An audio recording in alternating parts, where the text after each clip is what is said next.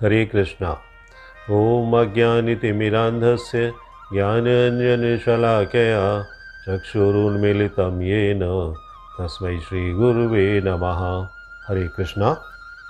श्री राम नवमी एक ऐसा पर्व है जिस दिन भगवान विष्णु के अवतार भगवान श्री राम ने अयोध्या की धरती पर अवतार लिया था।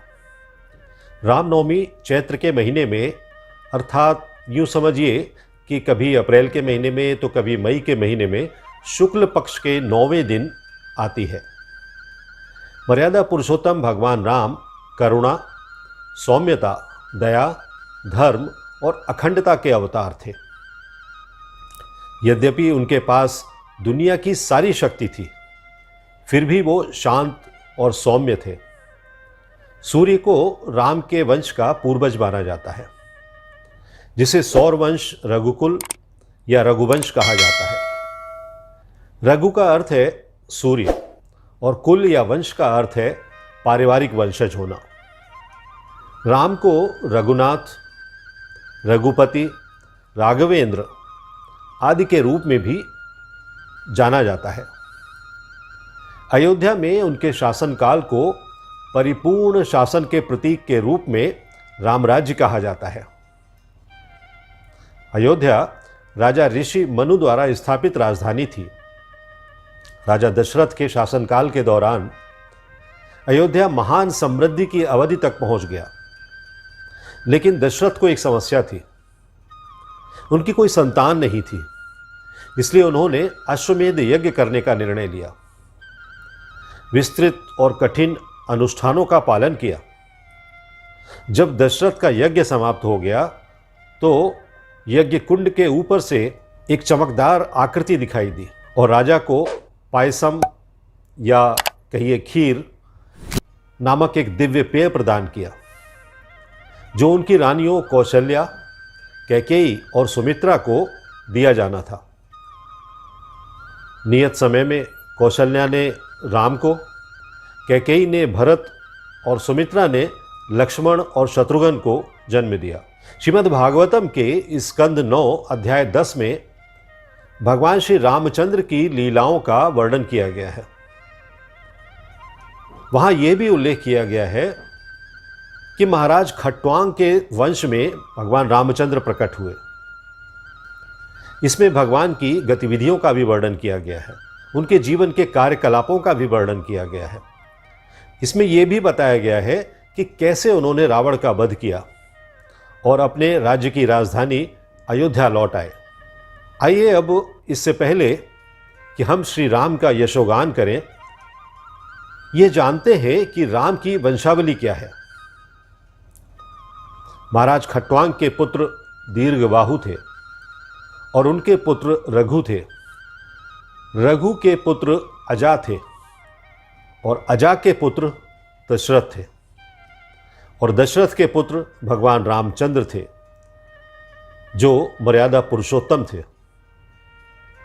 जब भगवान अपने पूर्ण चतुर्भुज विस्तार में इस संसार में अवतरित हुए, भगवान रामचंद्र, लक्ष्मण, भरत और शत्रुघ्न के रूप में, तो वाल्मीकि जैसे महान संत जो वास्तव में पूर्ण सत्य के ज्ञाता थे, उन्होंने उनके दिव्य अतीत की लीलाओं का वर्णन किया।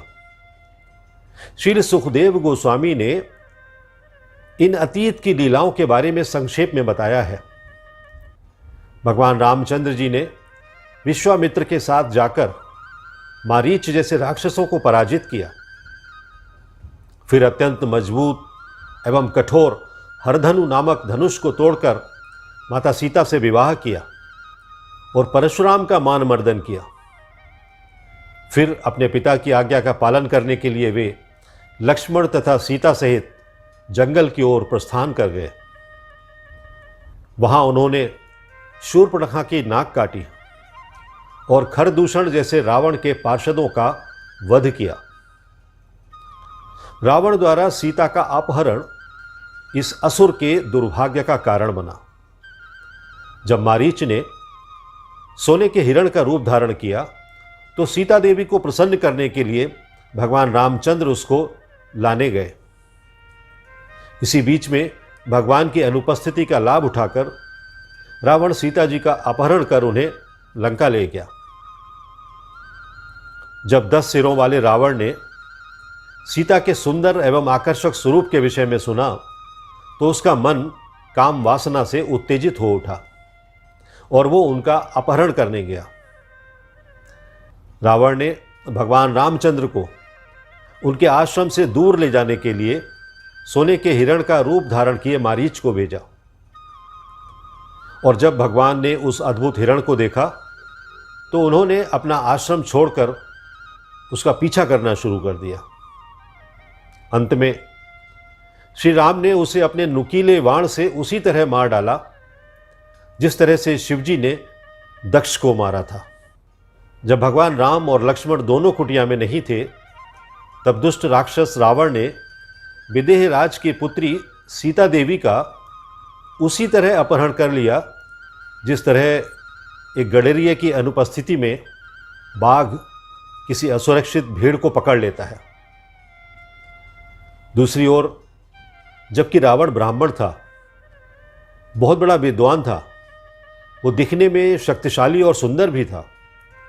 लंका के प्रतिभाशाली सुंदर राजा के रूप में उसके पास वो सब कुछ था जो उसे सुखी और समृद्ध बनाने के लिए आवश्यक था। फिर भी वो घमंडी, अहंकारी, लालची और वासनाग्रस्त था।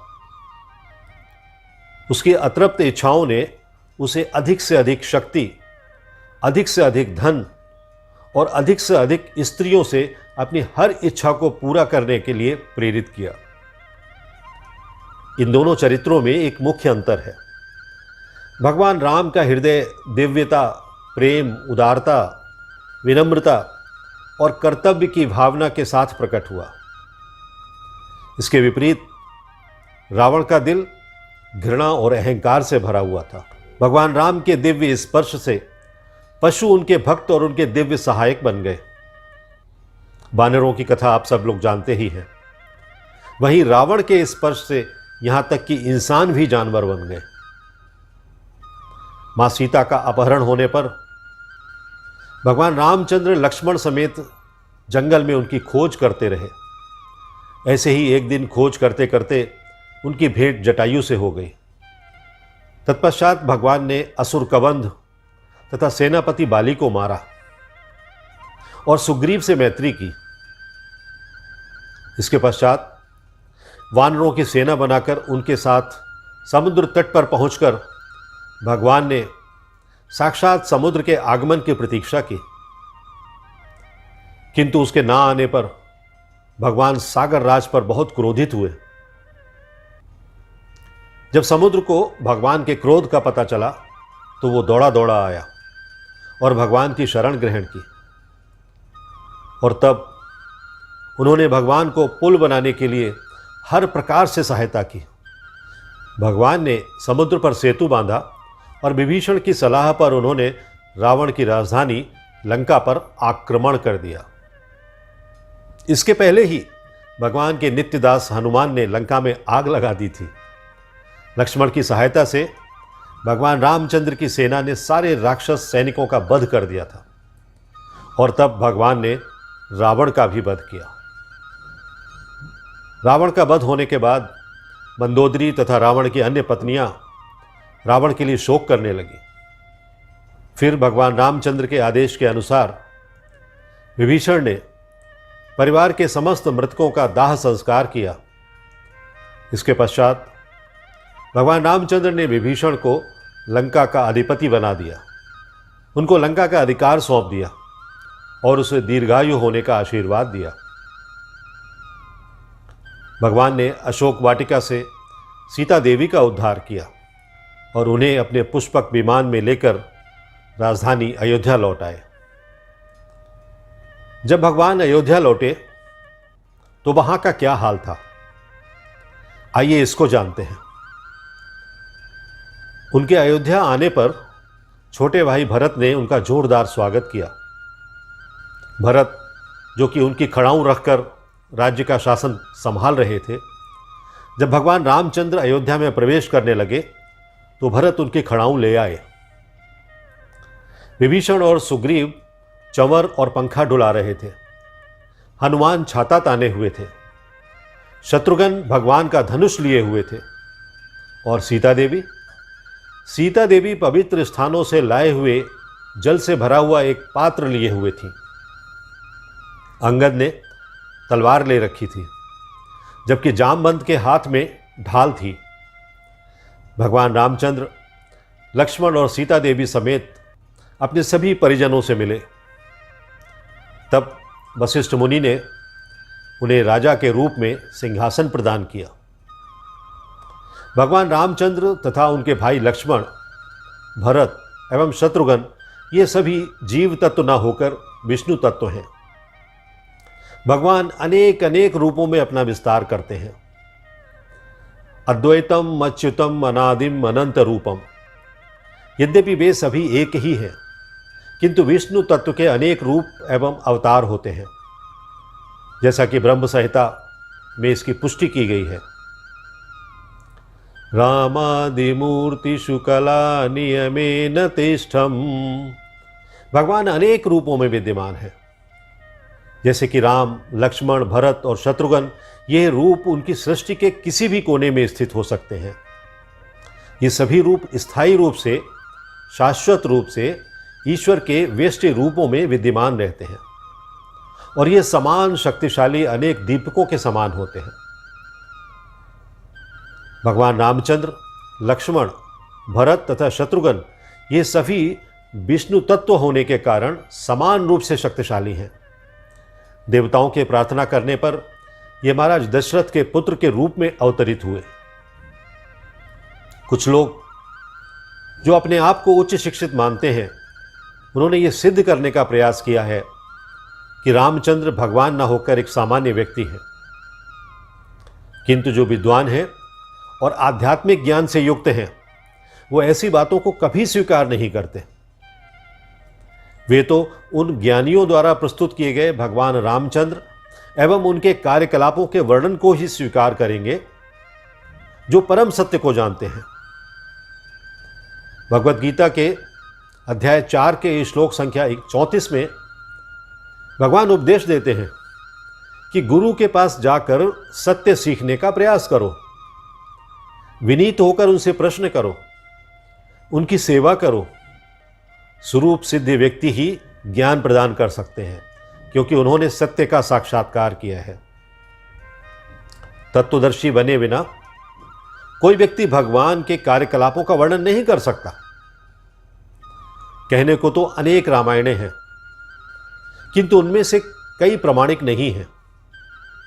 कभी कभी भगवान रामचंद्र के कार्यकलापों का वर्णन अपनी कल्पना, चिंतन या भौतिक भावों के आधार पर किया जाता है, किंतु रामचंद्र जी के विलक्षण गुणों को काल्पनिक मानकर उनका वर्णन नहीं करना चाहिए।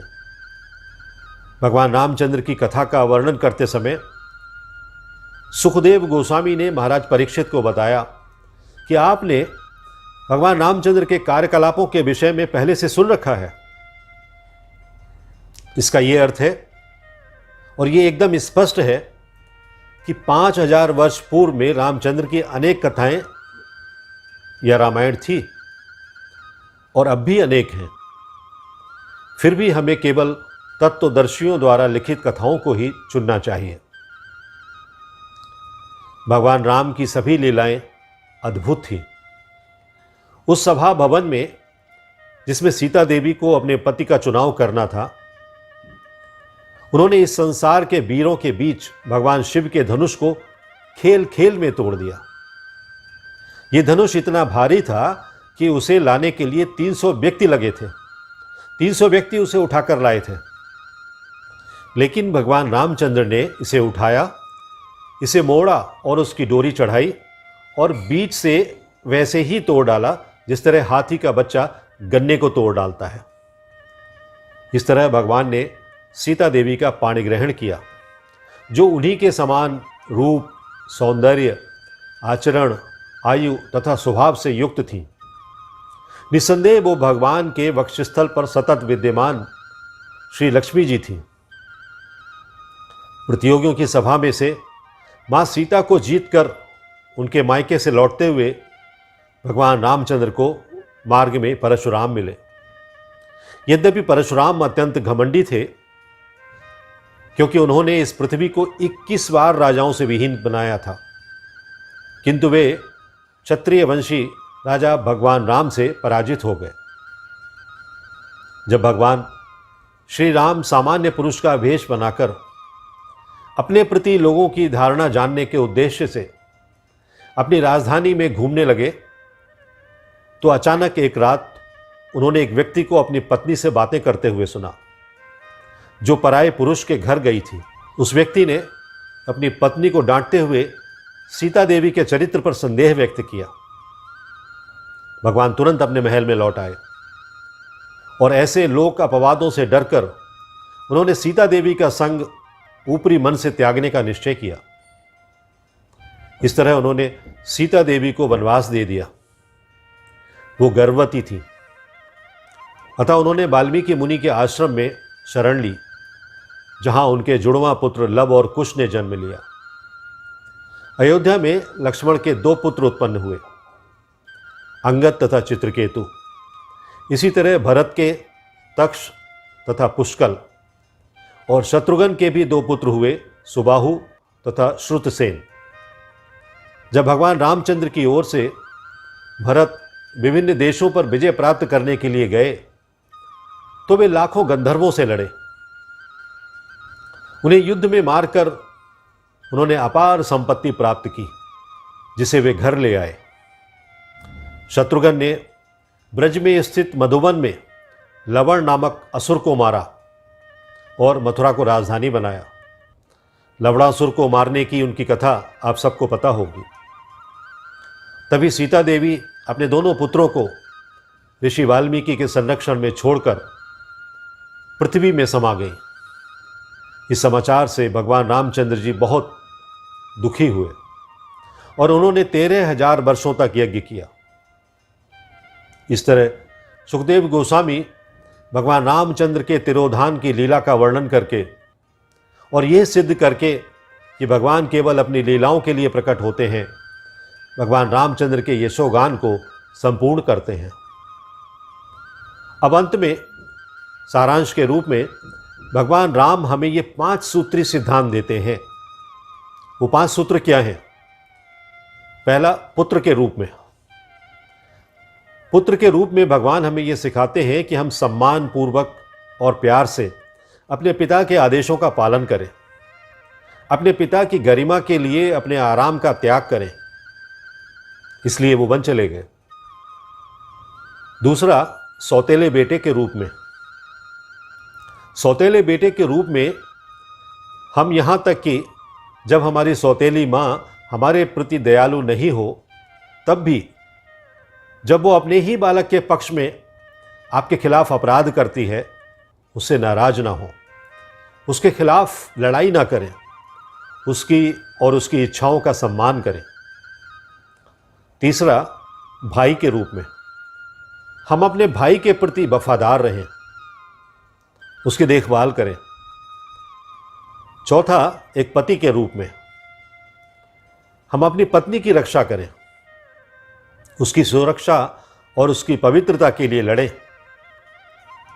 और पांचवा तथा अंतिम, एक राजा के रूप में हम अपने लोगों के लिए सब कुछ बलिदान कर दें, अपने आराम, अपनी सुविधाएं, अपनी खुशियां, इनकी कोई चिंता ना करें, राज्य को अपनी ज़रूरतों के आगे रखने के लिए तैयार रहें।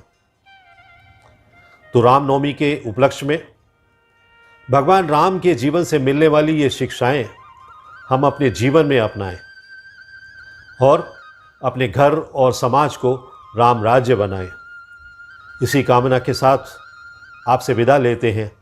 हरे कृष्णा, जय Shri Ram. If you like this video, press the like button and share it with your family and friends. If you want to watch more such videos, please subscribe to our channel, and for getting updates, press the bell icon. Hare Krishna